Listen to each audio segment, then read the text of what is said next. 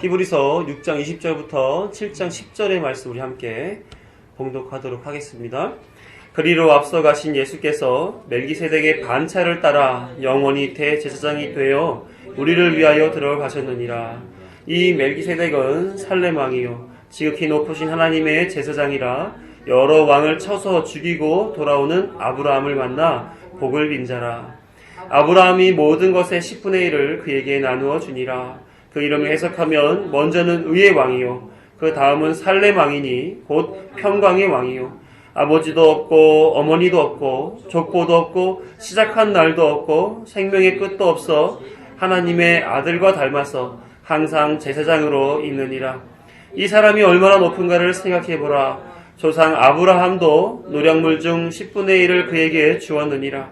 레위의 아들들 가운데 제사장의 직분을 받은 자들은 율법을 따라 아브라함의 허리에서 난 자라도 자기 형제인 백성에게서 10분의 1을 취하라는 명령을 받았으나 레위 족보에 들을지 아니한 멜기세덱은 아브라함에게서 10분의 1을 취하고 약속을 받은 그를 위하여 복을 빌었나니 논란의 여지 없이 낮은 자가 높은 자에게서 축복을 받느니라. 또 여기는 죽을 자들이 10분의 1을 받으나 저기는 산다고 증거를 얻은 자가 받았느니라.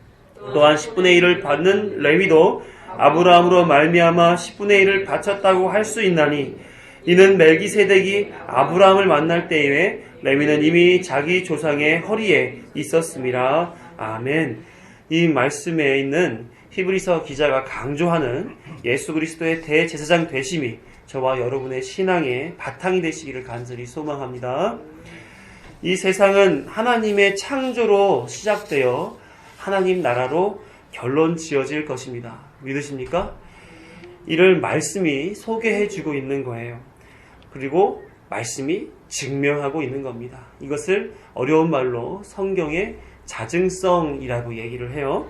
그래서 기독교 신앙은 말씀을 아는 것부터 시작이 되는 겁니다. 하나님을 아는 것이 믿음의 시작이요. 또 아는 것이 굳은 신뢰로서 삶을 좌우하는 것이 믿음의 열매, 결국이다라고 하는 거지요. 성도에게 주어진 각자의 삶은 그래서 창조에서 하나님 나라로까지 흘러가는 그 역사 속에 존재하는 것입니다. 역사 안에 우리가 사는 지금, 현재가 있다 하는 거죠.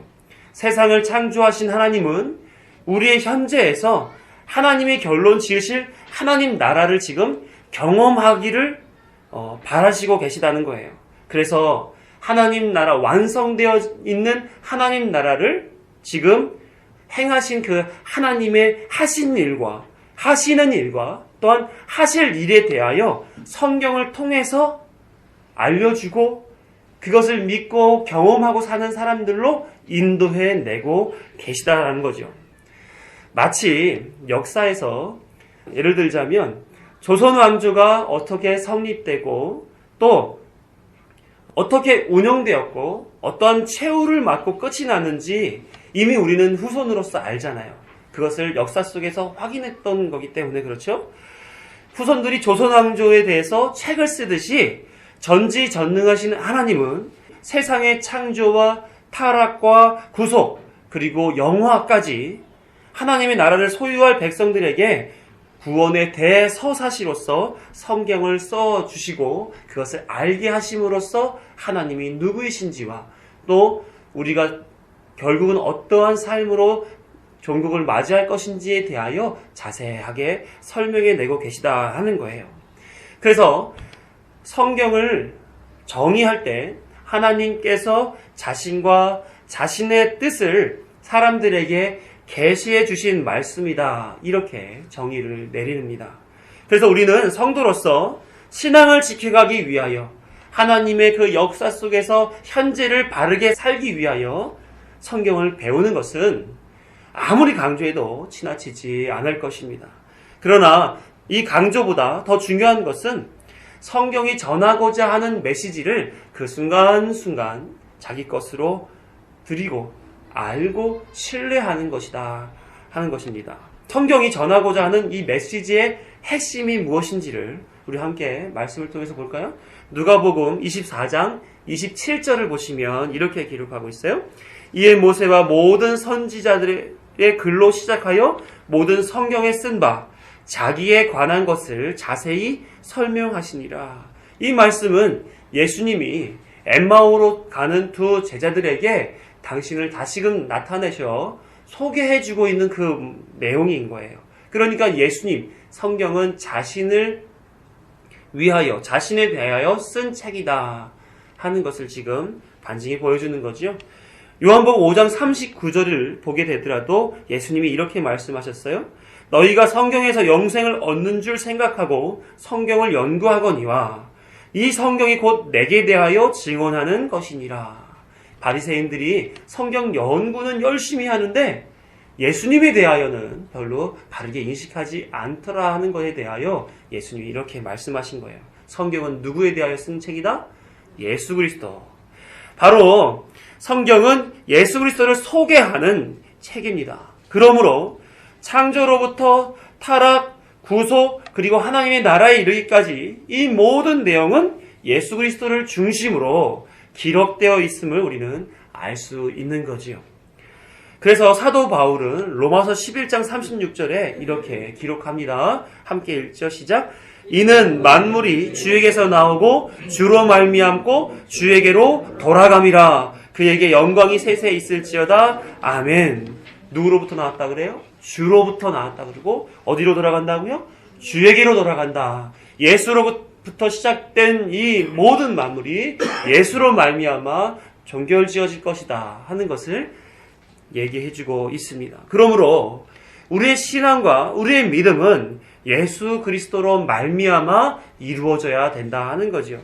히브리서 기자는 히브리서를 통해 예수 그리스도로 말미암아 구원으로 향하여 전진하고 있는 성도들에게 이 구원을 이루는 분이 예수 그리스도이시다라는 것을 확고하게 소개해주고 인식시켜주고 그 가슴에 깊이 새겨질 수 있도록 강조하고 있는 거예요. 특히 오늘부터 3주간 소개할 이 히브리서 7장에 대한 이야기는 히브리서 안에서도 매우 중요한 위치에 놓여있는 부분이기 때문에 잘 들으시고 기억하시면 신앙에 아주 큰 도움이 되리라 이런 생각을 합니다.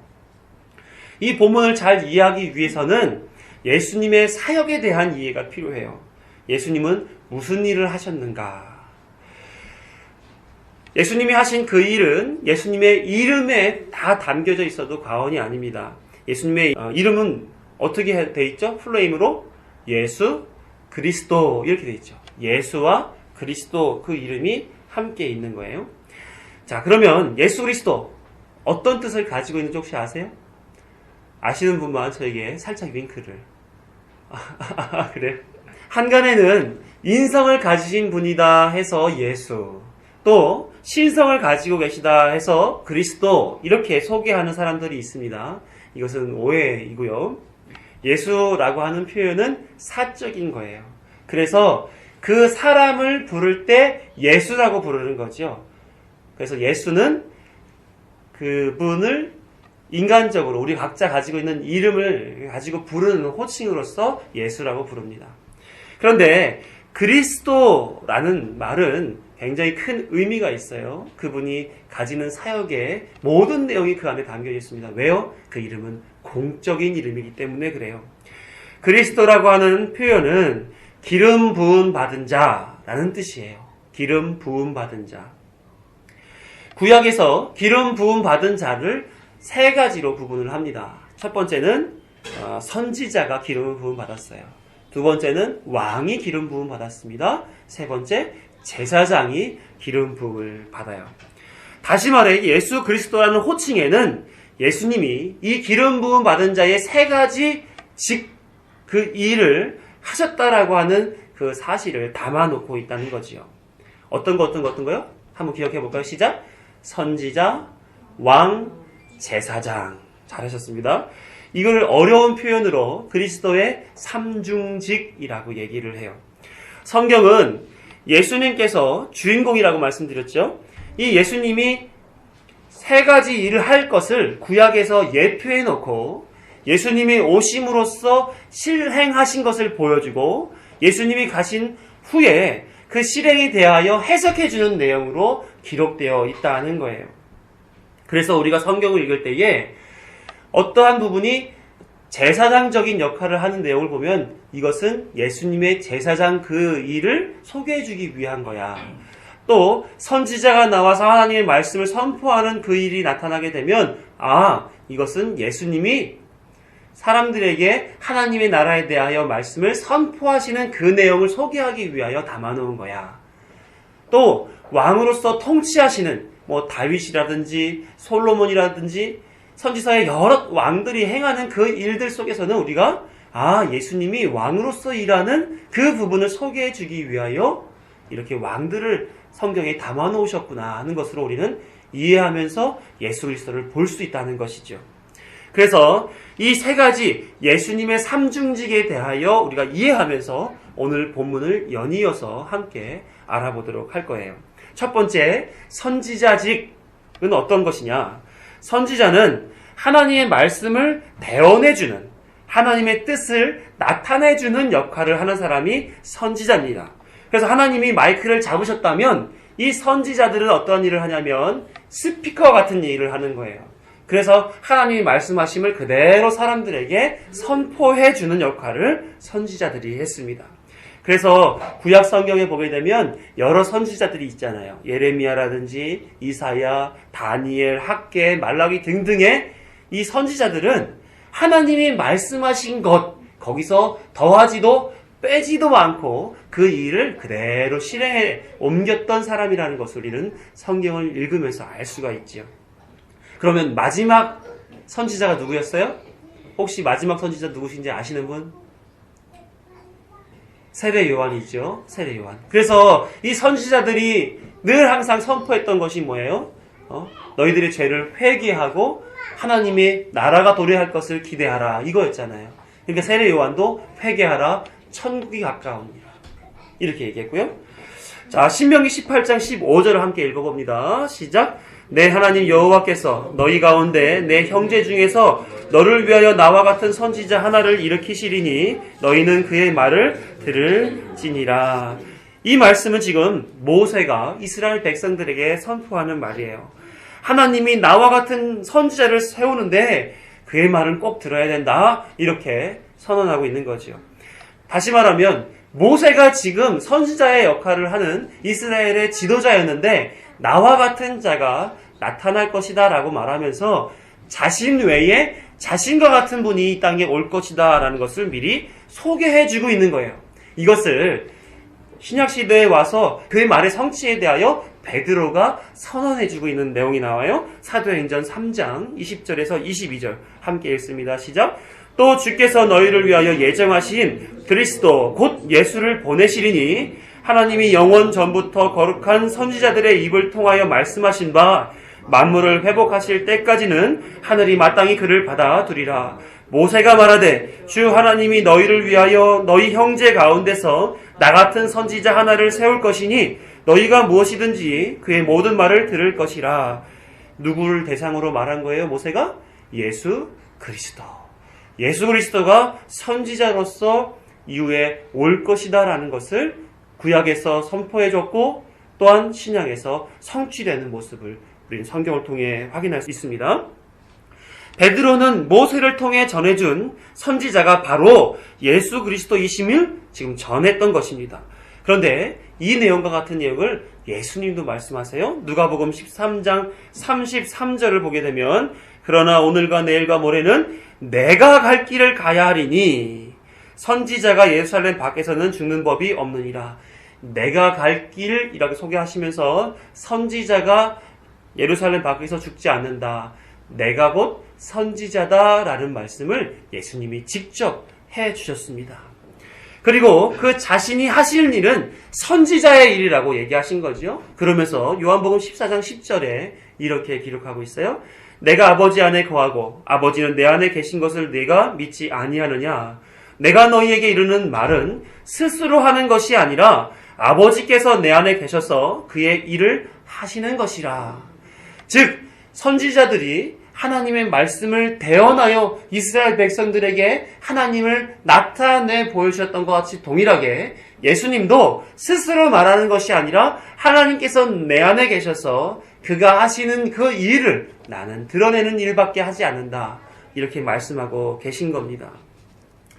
아버지께서 내 안에 하게 하시는 일, 즉 하나님을 소개하고 하나님 나라를 소개하고 그 일들이 반드시 이루어질 것임을 전하는 것, 말씀을 전하는 일을 지금 하고 있다. 이렇게 얘기하고 계시는 거예요.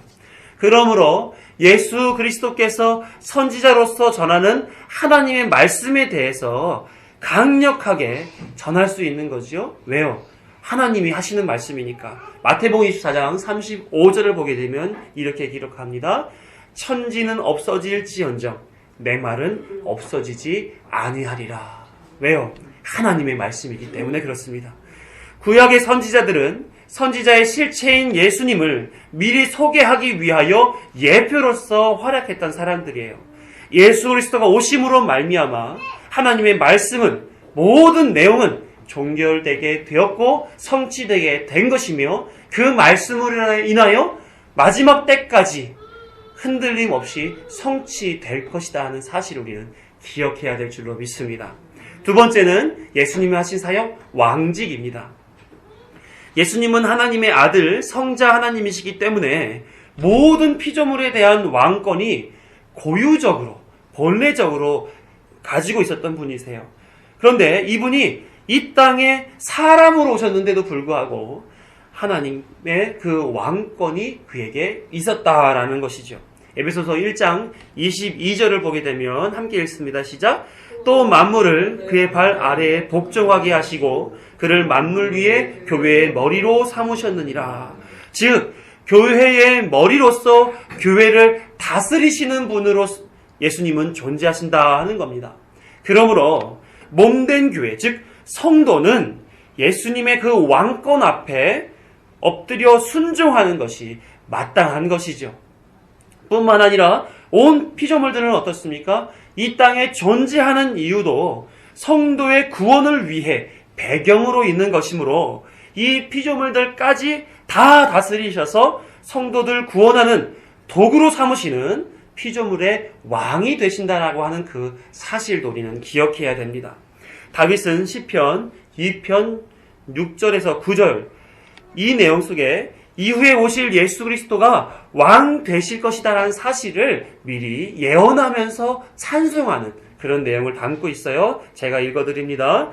내가 나의 왕을 내 거룩한 산 시온에 세웠다 하시리로다.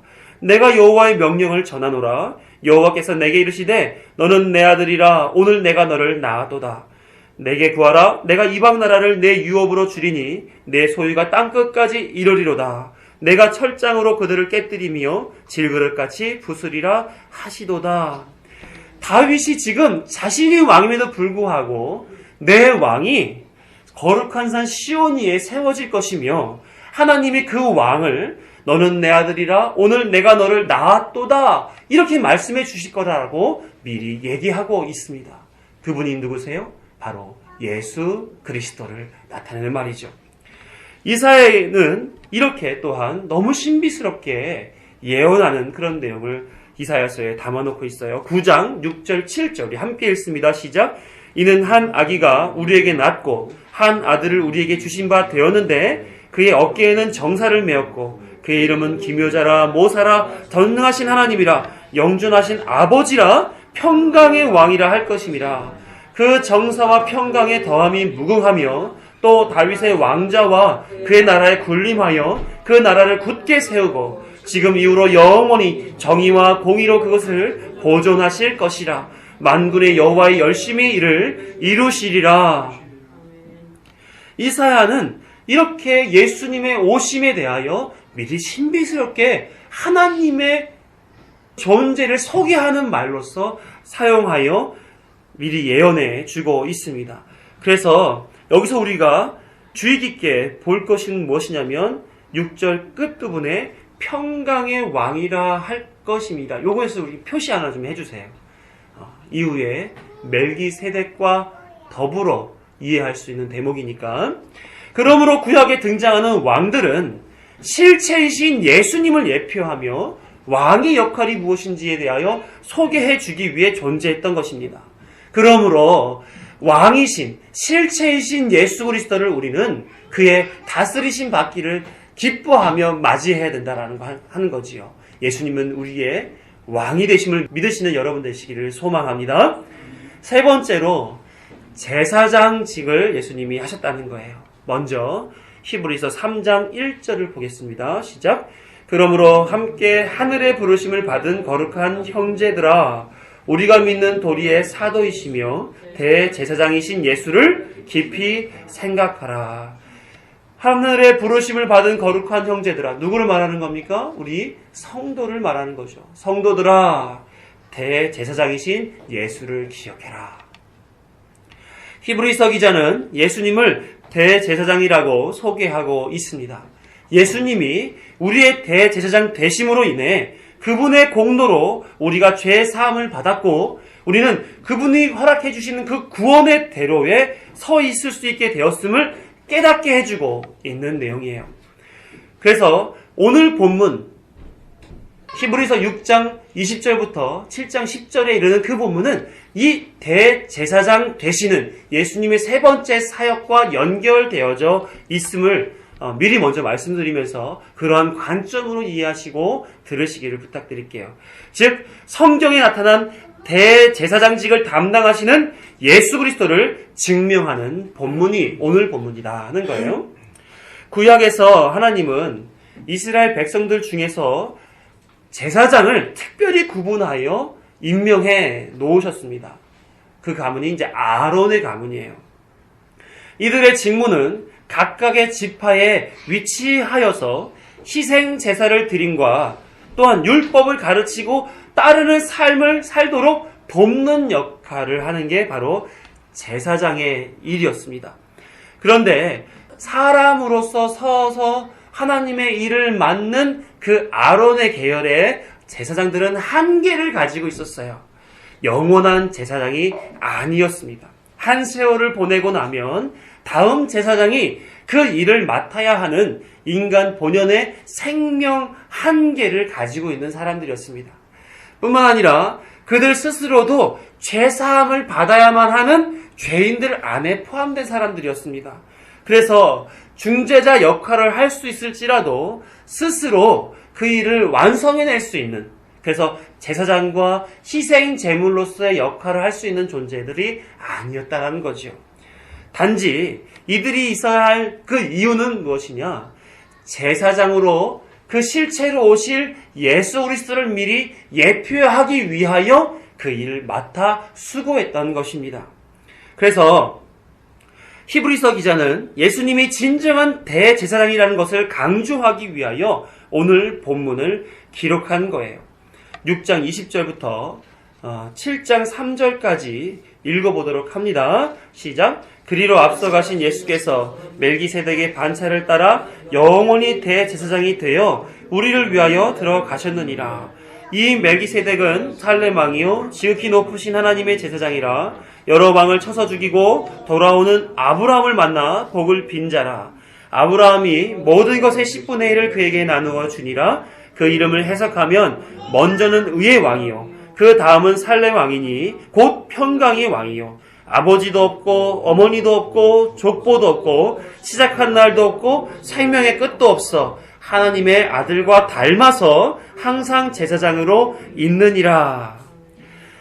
이 말씀은 어떻게 보게 되면 예수님이 제사장으로서 오셨는데 어떤 방식으로 오셨는지를 소개해주는 얘기로 히브리서 기자는 시작하고 있는 거예요.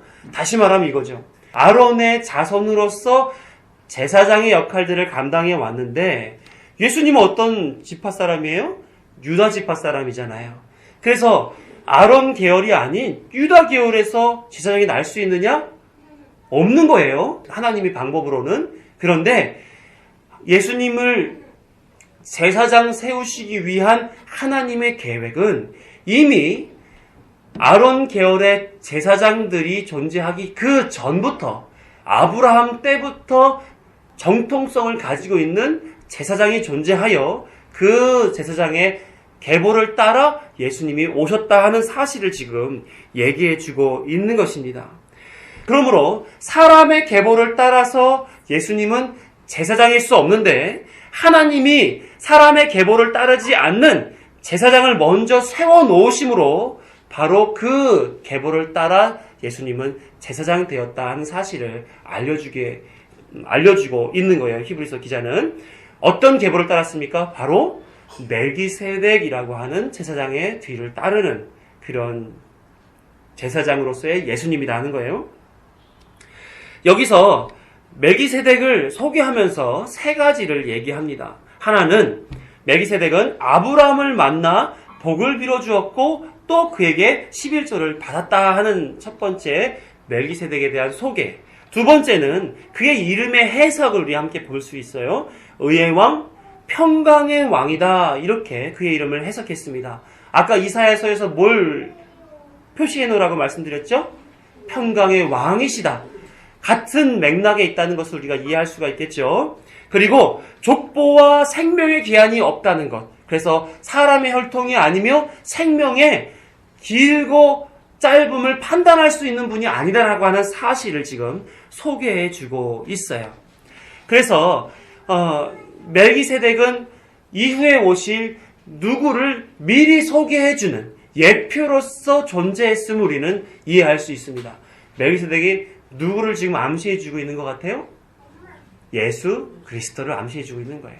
이 내용은 히브리서 강의 15번째에서 제가 나름 자세하게 소개를 해드렸으니까 홈페이지에 들어오셔서 내용을 다시 한번 확인해 보시면 멜기세덱에 대한 이해를 좀 더 높일 수가 있습니다. 이 내용 중에 정말 중요한 내용이 있다면 3절 마지막 부분에 하나님의 아들과 닮아서 항상 제사장으로 있느니라. 영원한 제사장 멜기세덱, 하나님의 아들 예수 그리스도와 닮은 제사장 멜기세덱. 그러므로 이 내용을 보았을 때 멜기세덱은 예수님을 나타내 주기 위하여 미리 존재했던 분이다 하는 것을 우리는 이해할 수가 있는 거죠. 그래서 이 내용을 가지고 다윗은 자신의 시편에 이렇게 기록합니다. 시편 110편 4절 우리 함께 읽어요. 시작. 여호와는 맹세하고 변하지 아니하시리라 이르시기를 너는 멜기세덱의 서열을 따라 영원한 제사장이라 하셨도다. 예수 그리스도를 미리 예언한 다윗은 우리 6장에서 하나님의 맹세에 대하여 우리가 이야기 나눴잖아요. 지난 시간에 여호와의 닷, 그렇죠? 맹세하고 변하지 아니하실 그 내용이 있는 것은 바로 예수 그리스도가 멜기세덱의 서열을 따르는 영원한 제사장으로 나타나게 될 거야 하는 그 내용이죠. 이미 하나님은 멜기세덱의 서열을 쫓아 실체이신 대제사장을 세울 계획을 가지고 있었던 거예요. 예수 그리스도를 보내줄 것이다 하는 계획이죠.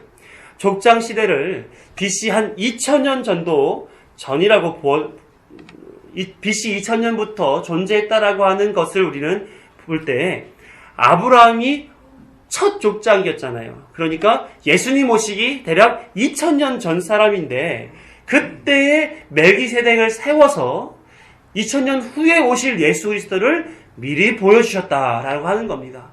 그러니 하나님이 이 세상을 다스리고 가시는 그 내용이 우리에게는 크게 와 닿지 않을 수 없는 그런 내용인 것이죠.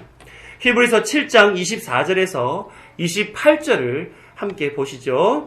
예수는 영원히 계심으로 그 제사장 직분도 갈리지 아니하시느니라. 그러므로 자기를 힘입어 하나님께 나아가는 자들을 온전히 구원하실 수 있으니 이는 그가 항상 살아계셔서 그들을 위하여 간구하심이라. 이러한 대제사장은 우리에게 합당하니 거룩하고 악이 없고 더러움이 없고 죄인에게서 떠나 계시고 하늘보다 높이 계시니라.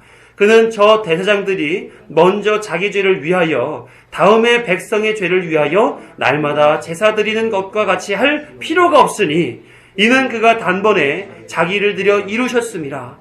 율법은 약점을 가진 사람들을 제사장으로 세웠거니와 율법 후에 하신 맹세의 말씀은 영원히 온전하게 되신 아들을 세우셨느니라. 이처럼 예수 그리스도는 멜기세덱의 반차를 따르는 대제사장으로 오시어 영원한 제사장으로서 존재합니다. 하나님이 세워놓은 정통성이 있는 하나님의 맹세와 하나님의 권능과 하나님의 정말 죄사함의 은혜가 담겨져 있는 그 분을 우리는 지금 바라보며 살도록 히브리서 기자는 강조하고 있는 거예요.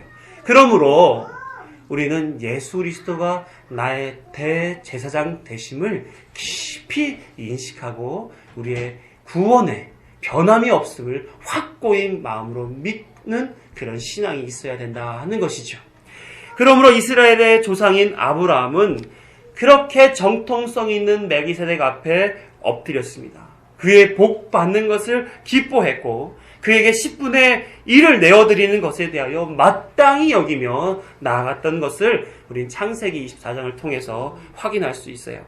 멜기세덱은 이 세상의 어떤 제사장들과 비교할 수 없는 우월한 제사장으로서 존재했던 그런 사람입니다. 마찬가지로 예수 그리스도가 그 멜기세덱의 반차를 쫓는 대제사장으로 오셔서 그 일을 동일하게 더 우월하게 행하시고 완성해 낼 것입니다. 그러므로 멜기세덱도 예수님을 예표하기 위하여 온 제사장으로서 존재하므로 우리는 어디에 초점을 맞춰야 돼요? 우리의 죄사함의 능력이요 원천이요 본질인 예수 그리스도만 우리는 향해 바라봐야 될 줄로 믿습니다. 사랑하는 성도 여러분, 성경은 예수 그리스도를 소개하는 삼중직, 뭐요? 선지자, 왕, 제사장, 이것을 통해서 이 세상과 구원에 대하여 모든 것이라는 사실을 예수님이 모든 것이라는 사실을 지금 소개해 주고 있어요. 그래서 창조로부터 시작된 하나님의 나라에 이르기까지 이는 만물이 주에게서 나오고 주로 말미암고 주로 돌아감이라라는 것을 충분히 설명해내고 계시다라고 하는 겁니다. 우리는 본문이 소개하는 바 대제사장이신 예수 그리스도를 지금 말씀 속에서 나누었습니다. 그분이 얼마만큼 정통성 있는 대제사장인가?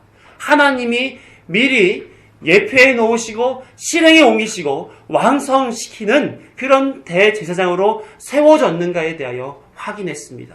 그러므로 우리는 어떠한 것도 우리의 죄 사함의 원인이 될 수 없음을 직시하고 예수 그리스도만이 나의 구원자 되신다라고 하는 사실만 인정하며 믿고 신뢰하여 그분을 쫓는 그런 신앙 안으로 나아가야 될 줄로 믿습니다. 예수님은 구약에서 나타났던 복과 죄사함의 실체로서 이 땅에 오신 거예요. 그가 행하신 일들로 인하여 모든 믿는 자들에게 구원의 창시자가 되신 것입니다. 그리고 마찬가지로 종결자가 되신 거예요.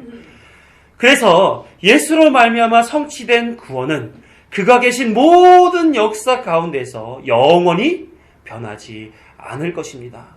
사랑하는 성도 여러분, 구원 받으셨습니까? 그렇다면 어떻게 받으셨습니까? 여기에 대하여 고백할 수 있어야 돼요. 예수 그리스도로 말미암아 구원받았습니다. 어떻게 그것을 확인시키실 수 있으세요? 성경에 그렇게 기록되어 있음을 믿습니다.